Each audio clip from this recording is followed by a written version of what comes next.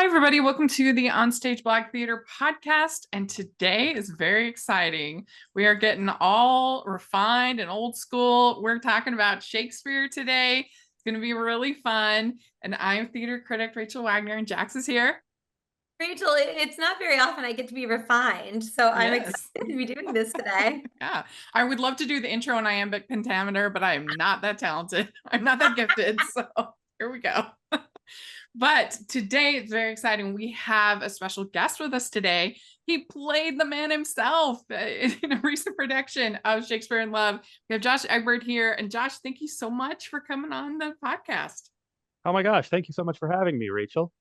Yeah, so this is your first time on our show, so we like to give you a chance. Introduce yourself. Tell us a little bit about you and how you got into performing and on all that fun stuff.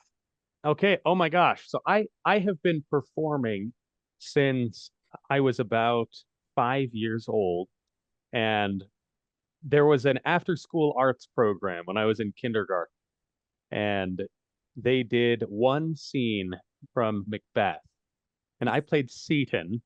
For the kindergartners? Yeah, it was for the there were two cohorts. There was the younger half and then the older half of the school, and they did the same thing. And Love it. I had one line, and my one line was it was "'Tis the cry of women, my lord," and that was my very first spoken line on stage. And my dad played football and basketball, all sorts of sports, and so I played so many sports when I was a kid. And I would sit in the grass and I would pick grass out of the soccer field. And every single time that I did choir, that I did any kind of performing, I was so engaged. And I just told my parents, this is just what I want to do. Don't sign me up to play any sports. I just want to perform. Put me in theater camp, put me in choir camp, put me in this and this and this. And so it's just something that I've done for pretty much my entire life. And honestly, you got inspired from Macbeth. I know. Got inspired by the cry of women. Yeah. I love that. You're like a real life Troy Bolton. You're like, I don't need this sports. Well, I was never into sports in the first place. Yeah. I love it. What about you, Jax? What about you? And have you been in any Shakespeare? I have. I've done. I did a Midsummer's Night's Dream. I was auditioning for. I'm 5'6", so I'm like not really short enough or tall enough for it. And I got called back for Hermia. And then at the callback, they were like, I could tell the vibe was like, you're too weird to play Hermia. So then I ended up playing Helena, which was fun. And I got to be, she's dorky, she's fun. I think she has a lot more vulnerability than Hermia. I relate to her a lot more. I've done Celia in As You Like It, which was a lot of fun. But I would love to I have not done yet. I definitely want to do a pants role. I want to do Rosalind. I want to do, I'd love to do, really Rosalind is like a dream role. Yeah. That would be fun. I was the only Shakespeare I have ever been in is because I've hardly done any plays, but I was in high school. We did this weird like greatest hits thing where we had like little scenes, little skits, whatever from the different Shakespeare. And it's kind of a funny story. So I was in a scene for Much Ado About Nothing, and I literally had like one line. I think it was Ursula or Margaret, and I come in.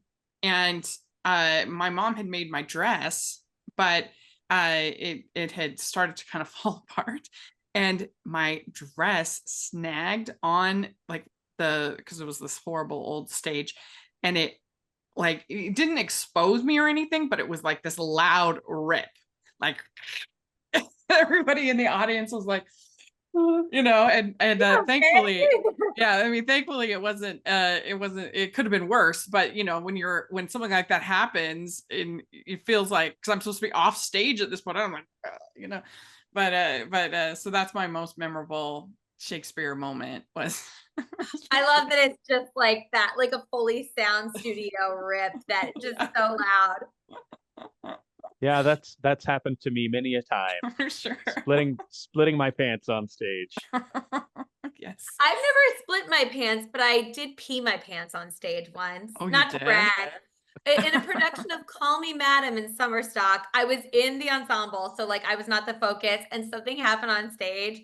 Yeah. And this was like classic Summerstock, like 9 shows, only Sunday mornings off. Like if you wanted to go to church, like it was all just like very back to back.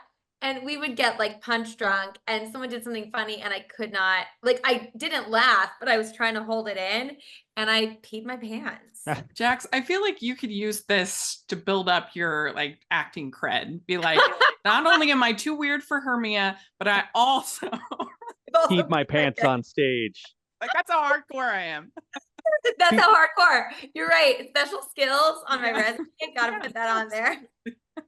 That was one of the most difficult roles I ever played, was the Marquis in Tale of Two Cities. And he's not a super large role. He's got maybe 4 scenes and very elaborate costume and makeup.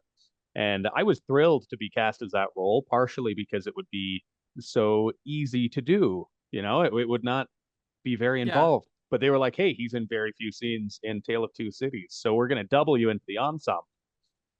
Full elaborate wig and makeup and costume, and all of the scenes were back. And so every single second backstage was spent sitting in front of a mirror with a crew switching me. Having one extra ensemble person, I don't think was worth it. And I couldn't pee for the entire show. I could not get backstage to pee. There was not a single moment that I could go. So I like the way they were like, experience. you know what? We want to just make this a real challenge for you. I know. Getting that French Revolution experience. Yeah, exactly. We want authentic performances. Just yeah. the best of times and the worst of times. Yes. Yeah.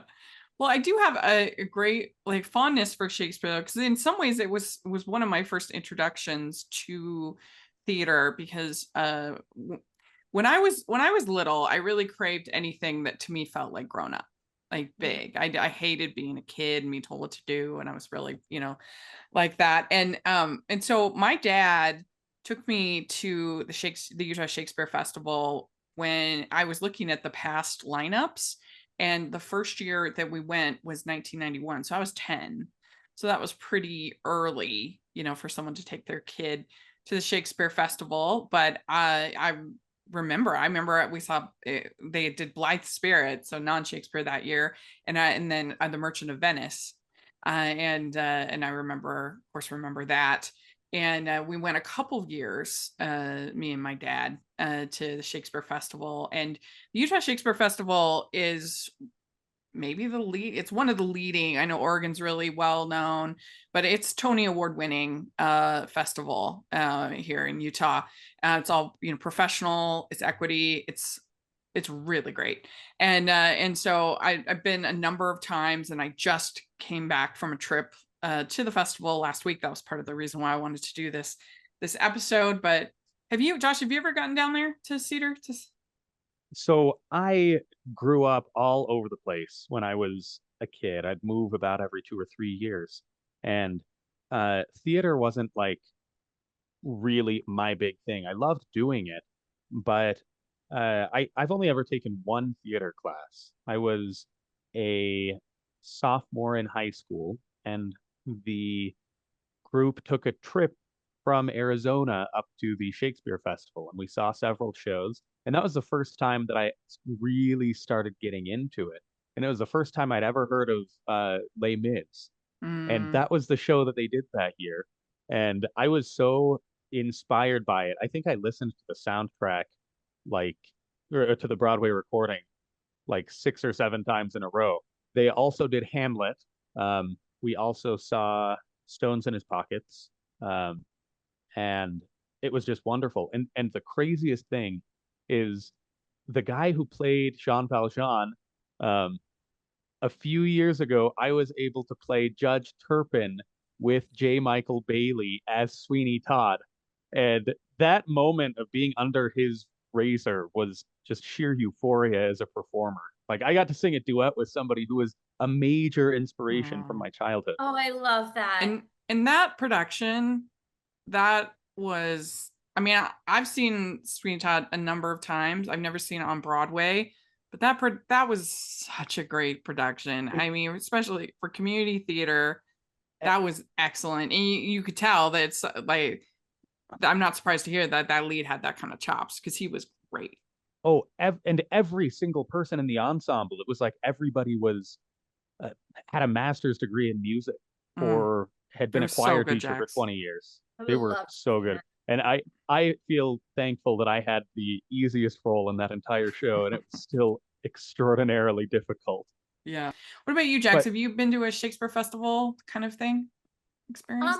I went to grad school in Houston, and they have a Shakespeare festival. So every summer, most of us would actually get jobs somewhere else, but we would get to see before we left, like whatever show that they were doing that summer. But I've never been to, like, I'd love to go to Oregon Shakes or Utah Shakes to see like a bunch of shows. I think that would just be so much fun to get to see stuff back to back and in rep. I just think that would be like a great week to be able to do that. I wish I could have gone with you. That would have been next year. Next year we have next year. Well, so I don't want to bore people, but I'll just give a quick little report of the festival. So I ended up seeing 5 shows there, and they have 7 shows total, but I missed the 2 that were in the black box. So I didn't see those. But the first one that I saw was actually the non-Shakespeare. I saw the 39 Steps, which I have seen now a number of times. It was the weakest of the grouping of the 5. But it's funny. It's enjoyable. I like it. I do find that for me, that the comedies tend to not be as rewatchable as the more dramatic ones for me. Like, and so I find myself like getting a little tired. And then I saw Much About Nothing, and it was definitely the highlight of the festival. I ended up seeing it twice. I liked it so much. I went the second time. Yeah, it was so good. And particularly the guy who played, I think his name was Walter Kamenik, I don't know how you say his name. But anyway, he playing Benedict. He was absolutely outstanding.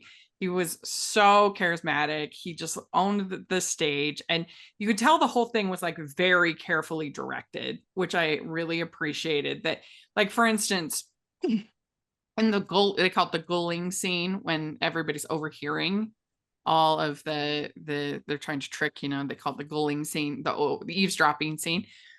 So in that scene, he steps in this pail, like a tin pail.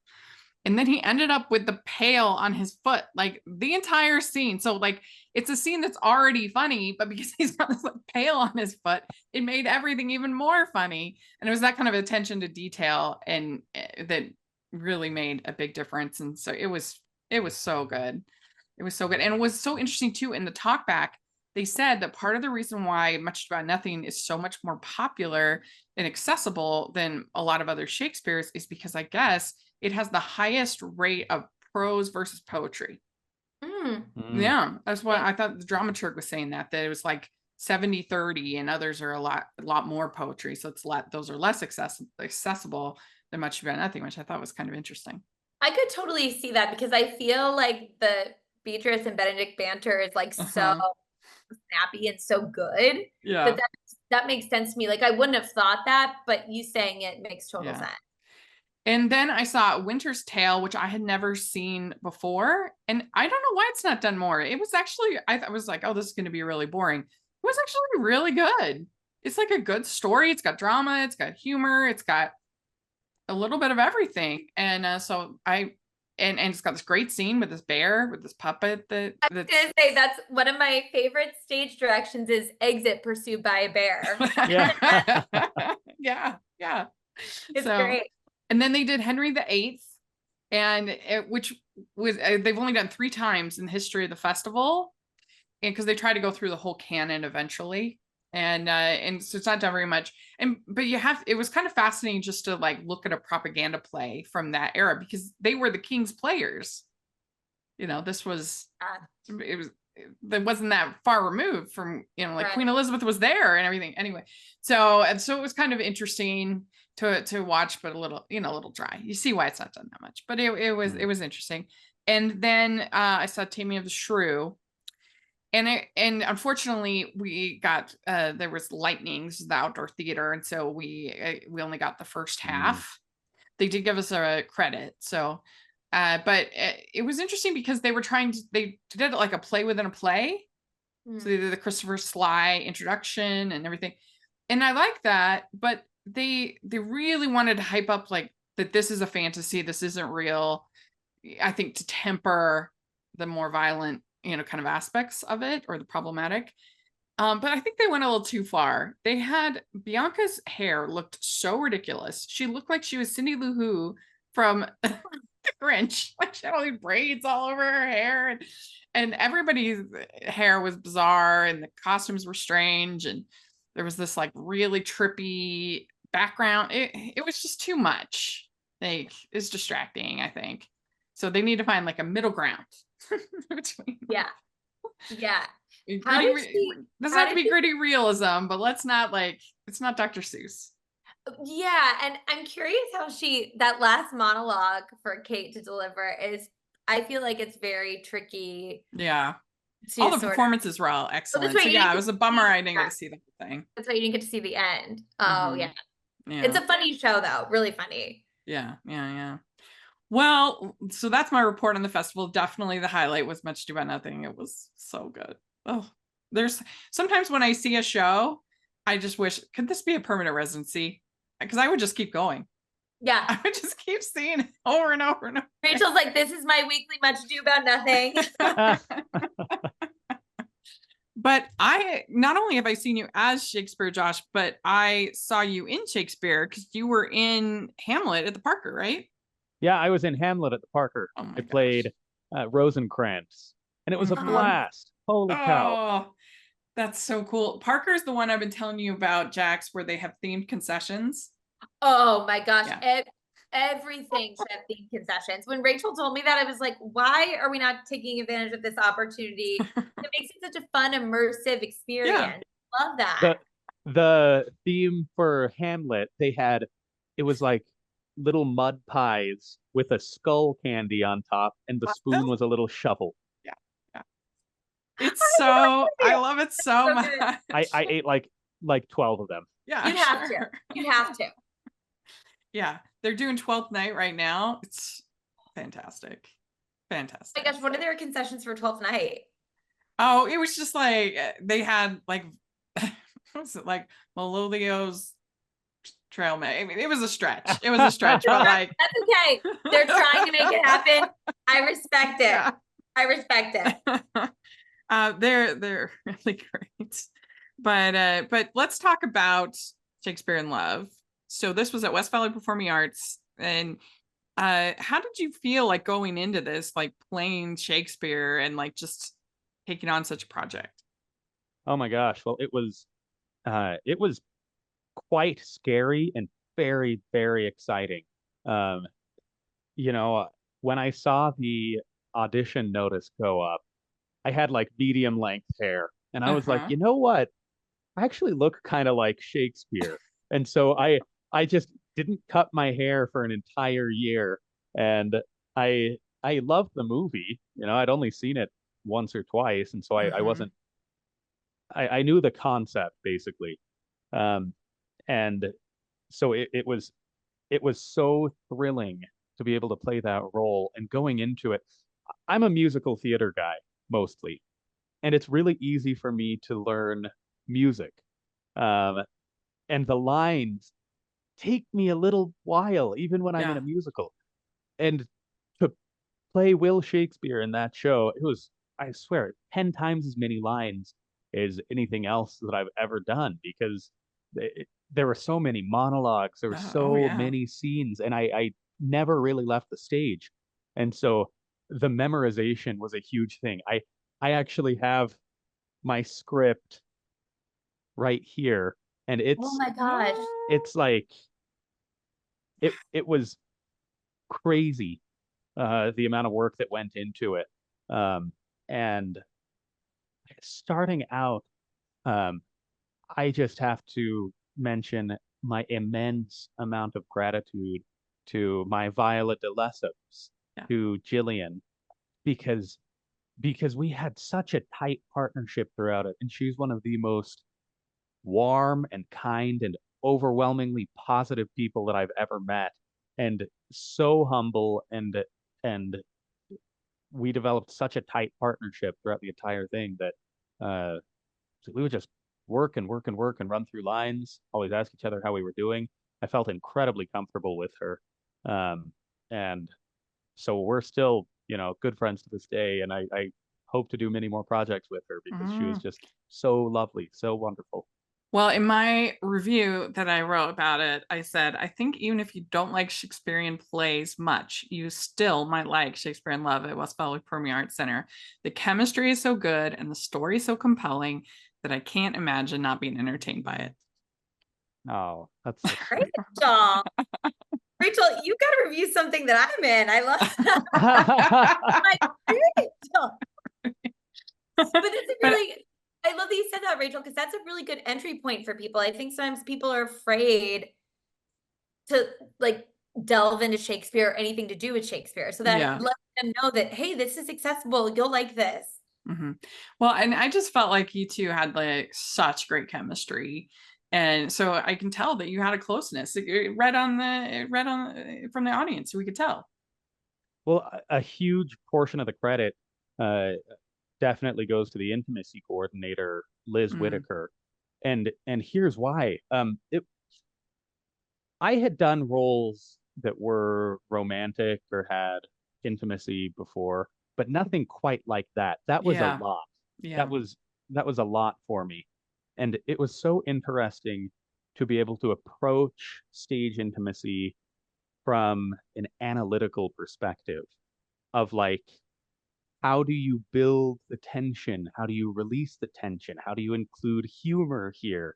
And so looking at it from an analytical perspective, we worked all the time with Liz to try to build and release tension throughout the show.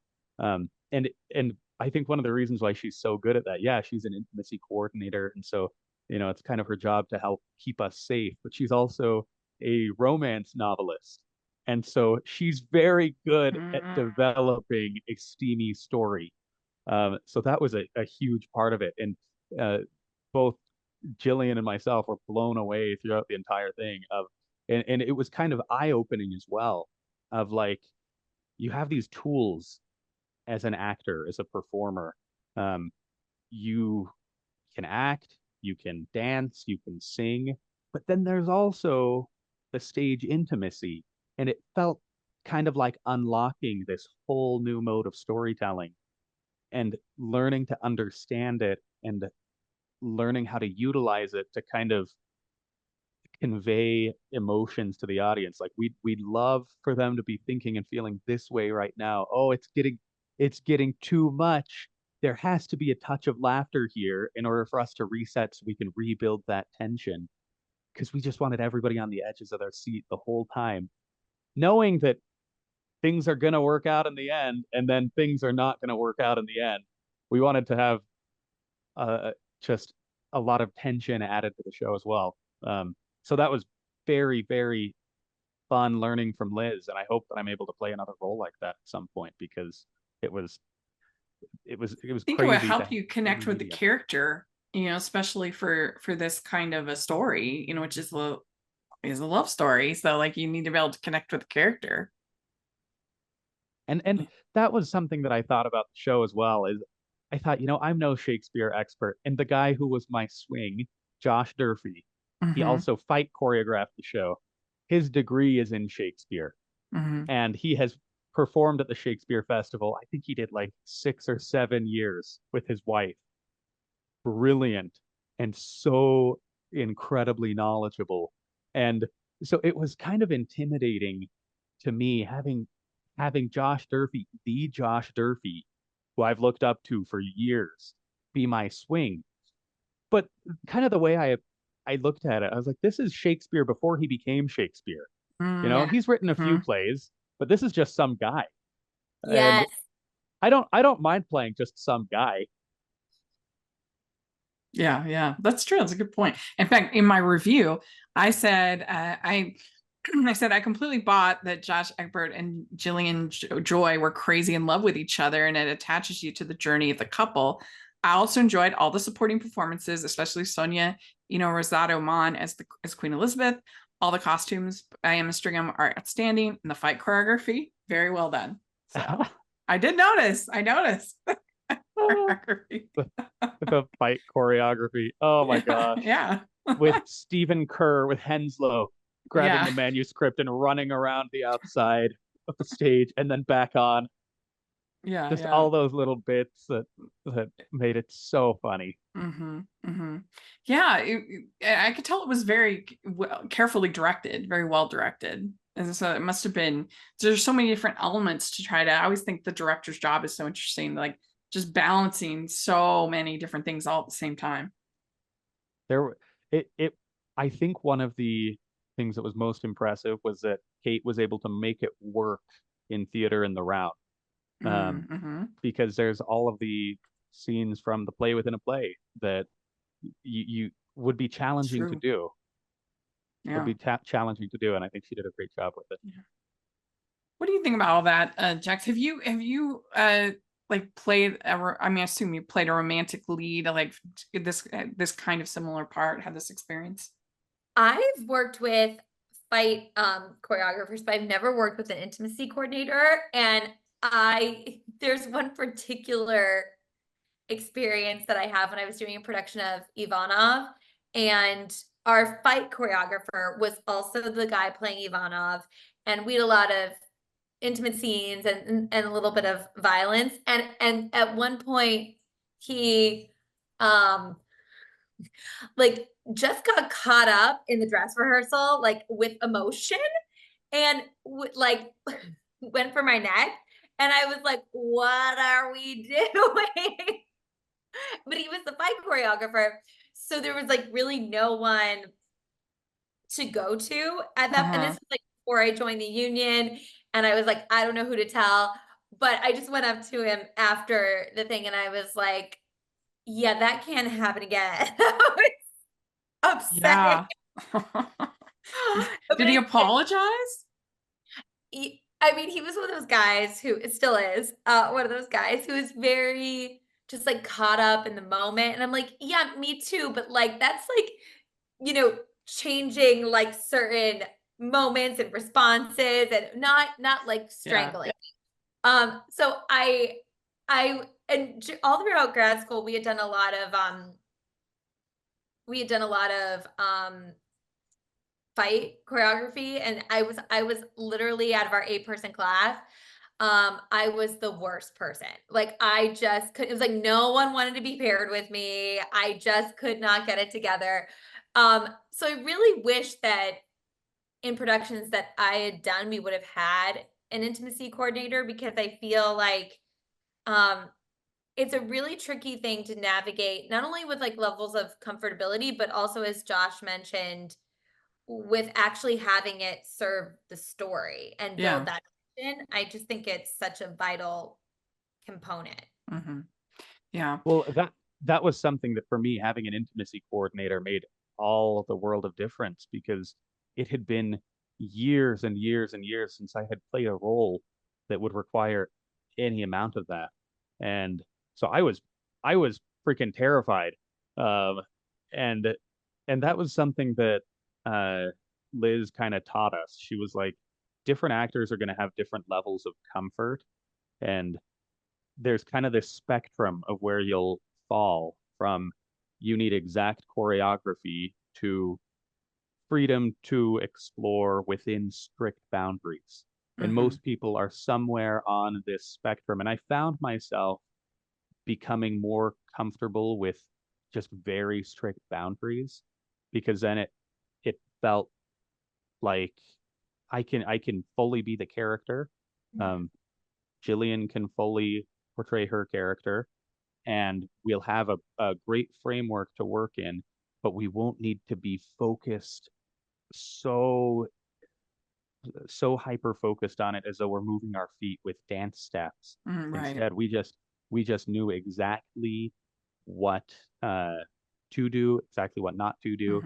And over the course of the show, our level of comfort and safety just continued to increase and increase and increase until we were able to bring that chemistry. Because while Jillian is a good friend of mine, in real life, I am not in love with her, and Right. I am happily married with 2 beautiful children, and I don't think I've ever been in love with any of my romantic interests on stage. I didn't have Really? Oh, I feel like I've fallen in love with like everybody. Scratch that. My very first kiss, everyone was like, "Oh, that doesn't count as a kiss."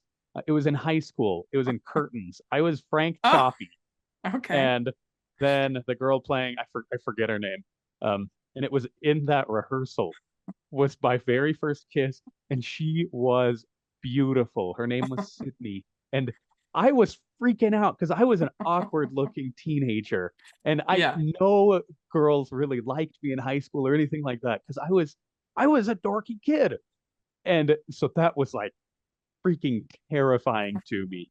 But yes, I was That's very funny. much in love with my romantic interest in that show. Well, I mean, West Valley Performing Arts, they should be commended for like going that extra.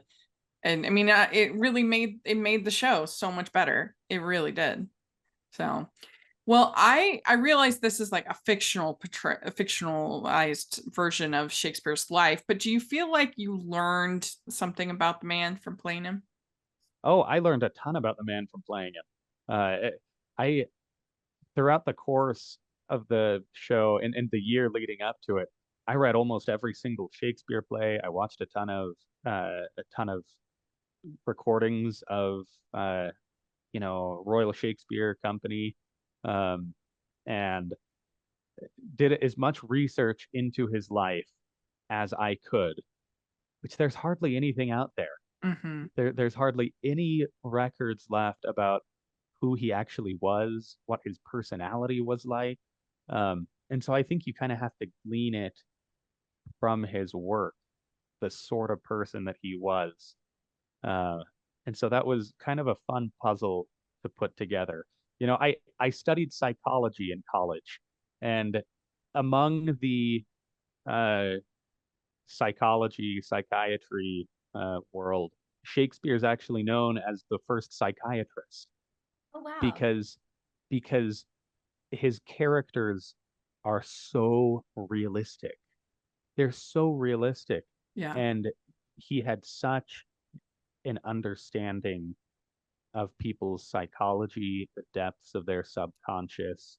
And so I think that I definitely got to build a relationship, at least with the real life Shakespeare that I hold in my head, that everybody who studies him, they have to fill in the blanks somehow. Yeah.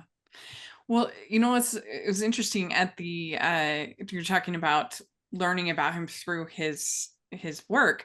Well, it was interesting at the at one of the talkbacks, the dramaturg, she said that one of the interesting things about Shakespeare is that he was very critical of young love, romantic love, that most of the examples were kind of not great. Obviously, Romeo and Juliet, you've got Claudio and Hero and Much About Nothing, you've got these kind of like volatile, whereas the older relationship is more the better relationship. And she was talking about like he was kind of in this unhappy marriage. He wasn't that wasn't really a love match with Anne Hathaway, and so that was his own sort of life experience kind of seeping into these stories. And I never thought about that before. If you think about Ophelia and Hamlet, just those young relationships don't tend to go well in his stories. So you can tell a bit about the man from his from his plays, which I think is interesting. And what do you think about that, Jax? I think that that's really interesting and true, because even as far as like who Shakespeare was, we're not really sure. Like, I'm a little bit of a Oxfordian, which is, I think it was Edward de Vere, who was like the 17th Earl of Oxford. And there are all these things, not to sound like conspiracy theorists, but it's it's probably the most popular sort of alternative Shakespeare authorship theory that there is. But it makes so much sense that it would have been Edward de Vere, because it's clearly someone who knows a lot about royalty, the royal family, the ins and outs of things like this. And it's really fascinating when you kind of go down the rabbit hole of like, wait, what? What could it? Yeah, it's really, really interesting. But like Josh said, I think that the most we can hope for is like gleaning our relationship to Shakespeare from his work, because that's really all we really know for sure. So I want to ask, as we're winding things down, I want to ask, one, what is your favorite Shakespeare play, and what is a blind spot that you really want to see that you haven't seen? So what do you think, Jax, about that? Ooh, okay. I would say my favorite is, I'm gonna do three. I'm gonna do Macbeth, Richard III, and Twelfth Night. A blind spot. Cymbeline. Yeah, I saw that once at the festival. That's I would really love good. it. I would love to see it, and it just hasn't crossed my path. What about you, Josh? Well, Jax went for three top Shakespeares. I think my top of all time is Hamlet. I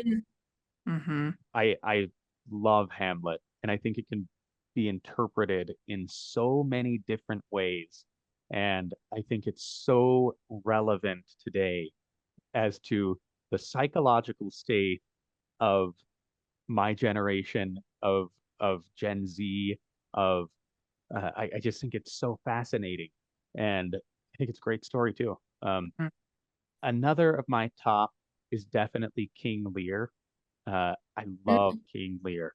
I am so big on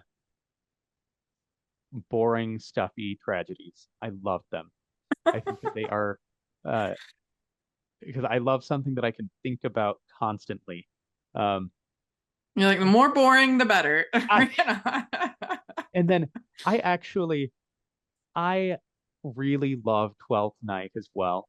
And again, that probably shows how much of a noob I am when it comes to Shakespeare. There's so many good ones. Good. It's so good. It's really good. It is amazing. I think so Twelfth funny. Night is so funny, and I think it's so charming, and I love that in it Viola is an agent, and she's a woman of action. I love that.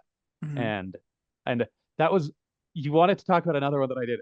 I played Malvolio in high school. Oh, you did? And I had no idea what was going on. I had absolutely no idea.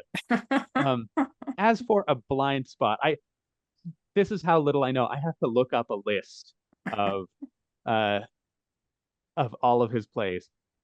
A lot of the histories I've not read. I'm only familiar with the big ones.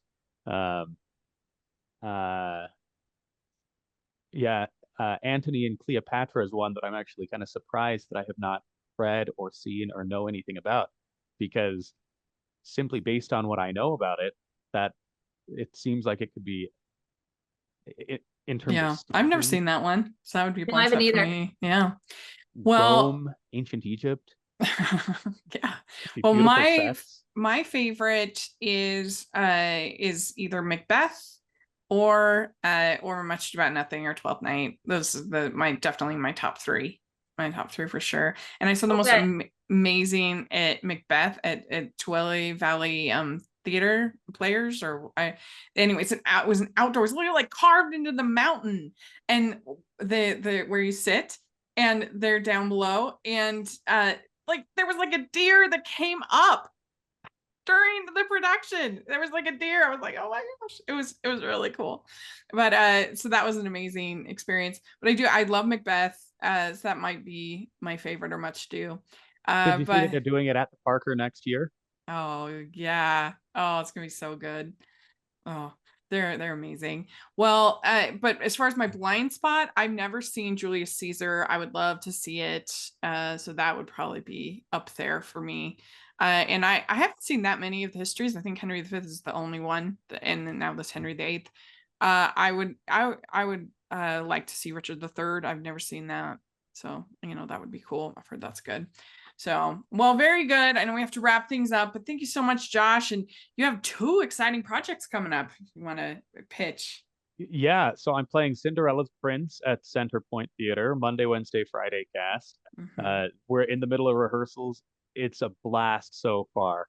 And it's a great part. Then immediately following wrapping that show, I'm playing Professor Bear in Little Women at the Hale Center Theater in Sandy. And cast TBD. I think they just barely finished putting the cast together for it. Yeah. That's still, congratulations. That's very exciting. And I'll definitely see both of those for sure. And it's little known secrets. I'm not the biggest Into the Woods fan, but I do like Agony, and I will be there to cheer you on. So it'll be great. Rachel's just seen it. I don't even know how many times. I have seen it so many times. So, but Jax, do you have anything going on that you want to promote?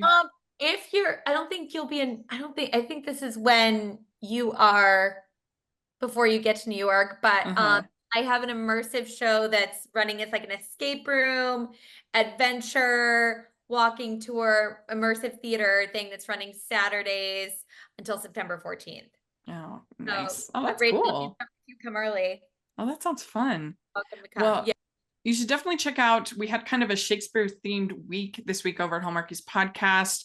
Me and Terry did our ranking of Shakespeare adaptations, our top 12, and that was really fun, film adaptations. And then I did a recap for the 25th anniversary of 10 Things I Hate About You with my friend Patrick, fellow film critic. So you should check out over there at Hallmarkies Podcast. And thanks again, Josh, for joining us. Really, really appreciate it. Oh, so happy. So much fun. Yeah. Thank you, Josh. This is so fun. And it's great to meet you, Jack. Great to meet you too. I hope I see Jax, whatever you want to call, but yeah, Jax. Jax, awesome. And when I come visit Rachel, we'll have to see you in something. Yes. Oh my gosh, would love to meet you in person. Yeah, she's planning a fall trip, so we'll be in touch for sure. So thanks so much. I really appreciate it. And you can find me at Rachel's Reviews, all over social media, iTunes, YouTube, and on Rotten Tomatoes, and at rachelsreviewstheater.com and a UTBA, all over the place. Make sure you check out everything we have at the OnStage Blog Theatre Podcast and all of our playlists with all of our episodes. Got tons of fun stuff. And thanks to both of you, and happy theater, everybody. We'll talk to you later. Bye. Bye.